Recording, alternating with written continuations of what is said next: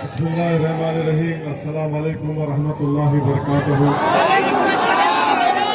محترم جناب اختر الایمان صاحب، عادل حسن صاحب، حسنین صاحب، معزز حاضرین کرام، کیونکہ کافی وقت ہو چکا ہے، دیر بھی ہو گئی ہم کو آنے میں معذرت چاہتا ہوں، اور 5-6 منٹ کے اندر مغرب کی نماز کا وقت بھی شروع ہونے والا ہے۔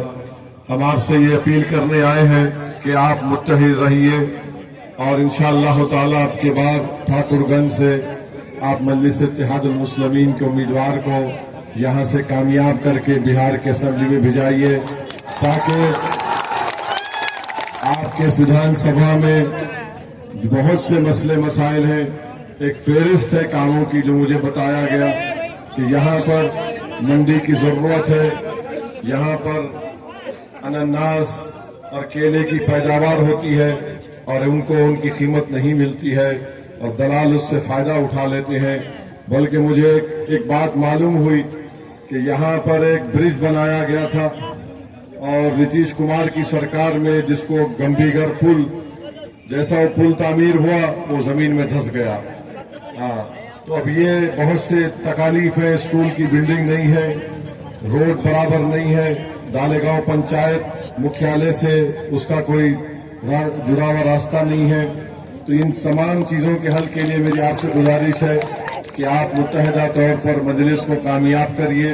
اختر الایمان کی قیادت میں بہار میں، سیمانچل میں مجلس آپ کی آواز، آپ کی مسائل کی ترجمانی کر رہی ہے۔ تو میری یہی آپ سے گزارش ہے کہ متحدہ طور پر اپنے ووٹ کا استعمال کریے۔ بی جے پی کو روکنا ہے، اور بی جے پی کو روکنے کے لیے ہی مجلس اتحاد المسلمین نے یہ کوشش کی۔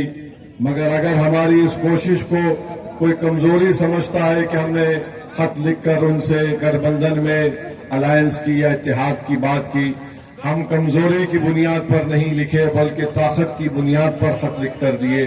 اور اگر خط لکھ کر دینا اگر وہ کمزوری سمجھ رہے ہیں تو انشاءاللہ تعالی ان کو بہت جلد پتہ چل جائے گا جب انتخابات ہوں گے۔ میرے عزیز دوستوں اور بزرگوں، جب سے دیش میں بی جے پی کی سرکار بنی ہے، نریندر مودی نے کوئی کسر نہیں چھوڑی۔ مختلف سموداؤں میں غلط فہمی اور زہر پھیلانے کا کام انہوں نے کیا۔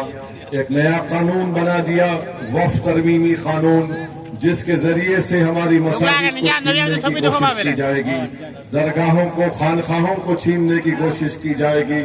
پارلیمنٹ میں نے بحیثیت رکن پارلیمان پوری کوشش کی، پورے قانونی دلائل کے ساتھ ہم نے کوشش کی اور کہا کہ یہ قانون وقف کی جائیدادوں کو بچانے کے لیے نہیں بلکہ وقف کی جائیدادوں کو لوٹنے کے لیے بنایا گیا ہے۔ تو انشاءاللہ تعالی ہماری لڑائی بی جے پی کے اور آر ایس ایس کے اس ایجنڈے کے خلاف شروع سے جاری تھی اور جاری رہے گی۔ میرے عزیز دوستوں اور بزرگوں، یہ سیمانچل کی سرزمین جو بھارت کا سب سے پسماندہ علاقہ ہے، اس کے انصاف کے لیے بہت ضروری ہے کہ آپ اپنے نمائندے کو، مجلس کے نمائندے کو کامیاب کر کے بہار کی ودھان سبھا میں بھیجائیے، تاکہ آپ کی پسماندگی کا خاتمہ ہو سکے۔